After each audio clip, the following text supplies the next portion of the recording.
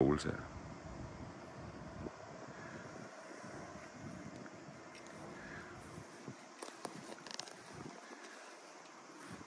Hej Lars. Dag. Dag. Hvad laver du? Jamen, jeg har lige været i haven. Ja. Sådan en har vi også her på Café Håbet. Jeg har været med helt fra starten af, fra dag 1. Og det er blevet til, at jeg er blevet havemand. Og det er jeg glad for. Ja. Udover mit almindelige arbejde. Okay, hvor tit er du hernede på caféen? Jeg er her næsten hver dag. Okay. I haven, hvad gør du der?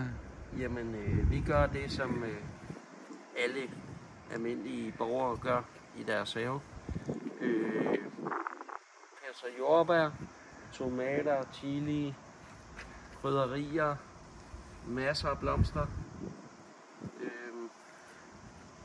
Græsplænen, eller hvad? Er det også dig? Den er ikke så Vi pæn. har masser af græs, og vi har rigtig meget græs. Super godt. Hvor lang tid har der været hernede på caféen? I dag? Sådan generelt.